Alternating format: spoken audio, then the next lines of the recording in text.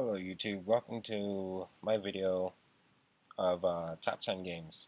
Keep in mind, this is just opinion, so please any comment you have to make, please make it constructive.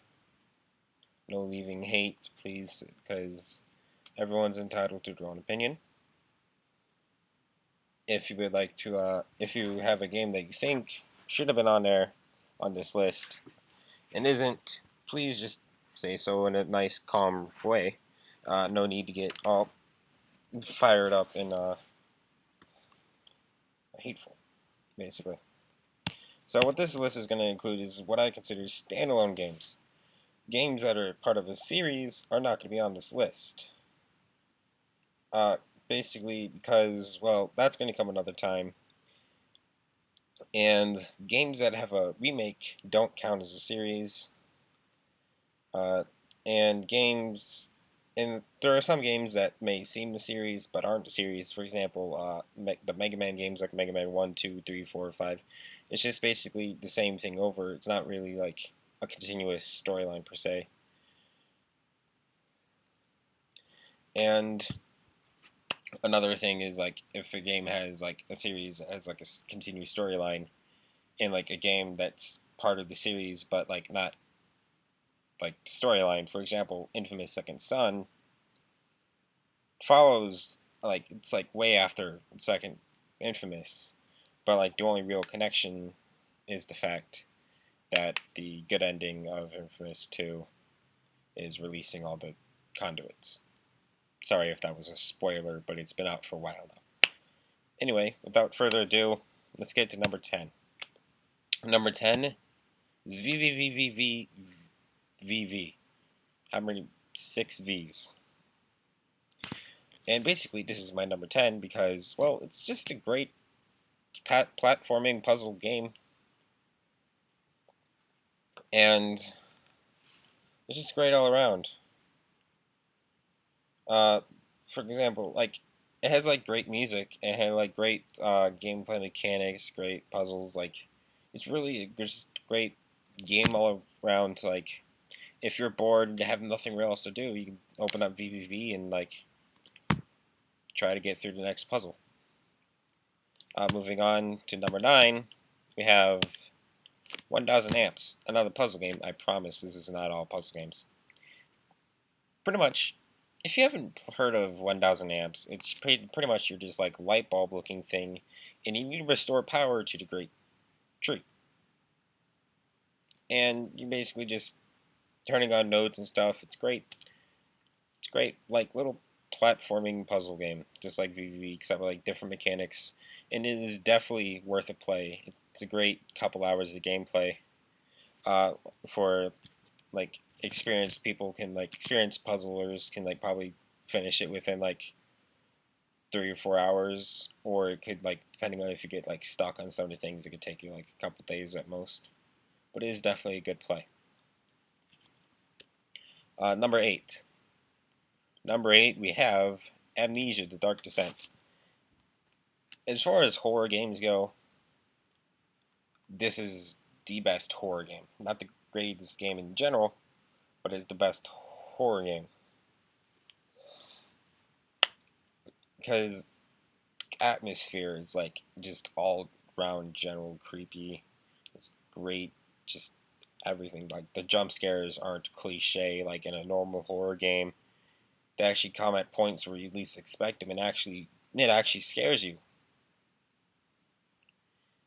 And just like the art style of it, the just general creepiness and actual scary of it, like if you play in the dark with headphones, like you actually get this sense of like you're actually like get involved in the game.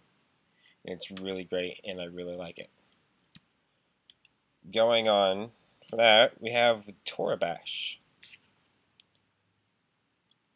and I don't think many people have heard of Toribash. Like I don't think it really gets as much credit as it deserves. It's not that much talk. It's not that talked about of a game, and it's really great because it's like it may like for when you first play it, it's kind of confusing because the way it works, you have to like click the joints and stuff to move your to get your character to like really do anything, and it's kind of really just complicated, which is why it isn't really higher on the list because the tutorials don't really help you that much. But it is a great game to at least try out. Like most people probably don't get into it because they see how complicated it is and they stop playing. But if you can really get into it, like you could do some really really cool things with your character, and it's just an all around great game.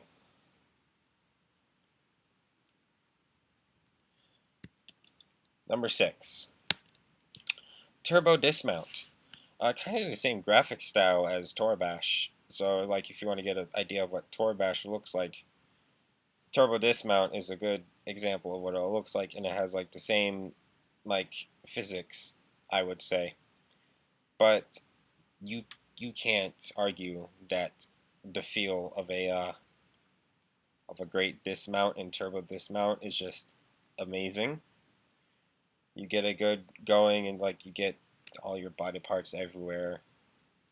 Destroy your car.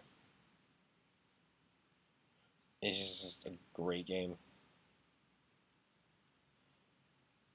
The only real problem I have with it is that I would wish that I could like make my own car, like to be able to custom build a car or like stuff like that. Like you can customize your car to like put pictures on it and like customize your face. But if you could like manage to actually like make your own car, that'd be a really great addition to the game. But moving on to number 5, speaking of building, you disagree with me all you want, but I think Minecraft definitely fits for number 5 because it's just a great game. I know what you're thinking. I know what you're thinking. You're gonna leave comments going, "Oh, Minecraft is nothing but a bunch of like 6-year-olds, or just a bunch of squeakers playing Minecraft, not knowing what they're doing, little kids being so immature and idiotic." No, it's really not. Minecraft is just a game where you can unleash your creativity into this world, block by block, and like like survival mode is great. You can go around collecting materials to build a house, to fight monsters, and then collect more materials to make your house bigger. To get that feel of accomplishment of I built this with limited resources. It took a long time to get everything to build this. You have creative mode to go. I look at this ginormous castle I built. It took me 5 days to get all these details good. Or if you want to like challenge yourself, put adventure mode is like you need to make a shovel to build, to dig dirt, or like you need an axe to chop wood and stuff like that. And just a great game. Like it may like if you don't like Minecraft, that's fine, but you gotta give Notch credit for the game that he made. It's a great one. Moving on, we have Starbound. Now Starbound, you've heard of Terraria, you've heard of Minecraft. Now, you know that Terraria is this 2D version of Minecraft. However, Starbound is basically like Terraria, but way better. I know what you're thinking, like, Terraria is a great game, how could you make it better? Well, take Terraria, add a bunch more weapons, a better, like, crafting system at that, a lot more things you can craft, and the ability to go to freaking space and travel between planets and star systems and galaxies.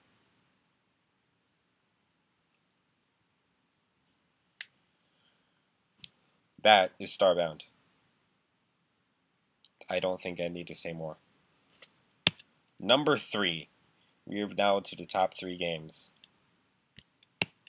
Plague Incorporated evolved. Plague Incorporated was a great game when it came out, where you could just destroy the planet with a disease. Plague Incorporated Evolve took that one step further with improving the graphics greatly, improving just everything, and just it made it great, which is why it takes the spot of number 3 on my list because just of how like amazing things are in a game. Like it's highly realistic. Like it takes more. Like you need drug resistance to go through wealthy countries. You need cold resistance to spread through Greenland or Iceland.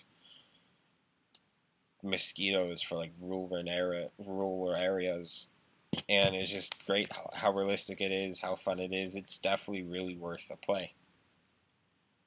Moving on to number 2, we have Binding of Isaac Rebirth.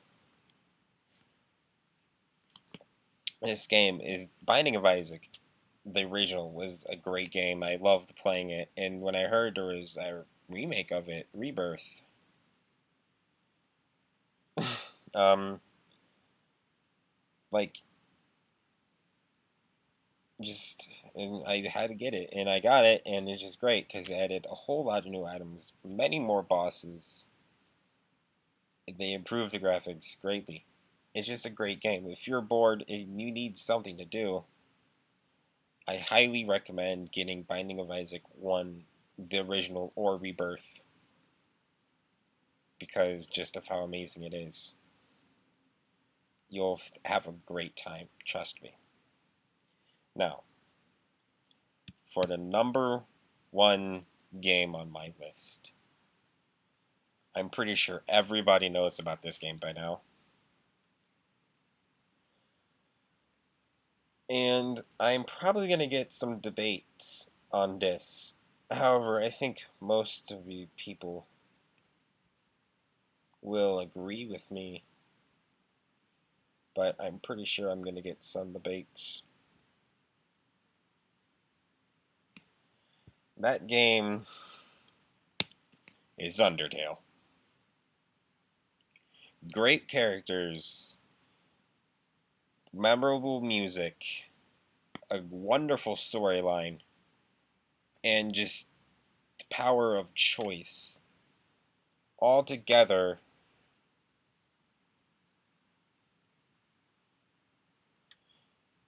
just make this the absolute game ever. I mean, and to be honest, one thing I do got to say about it is there's like a genocide run and a pacifist run. I'm sure you know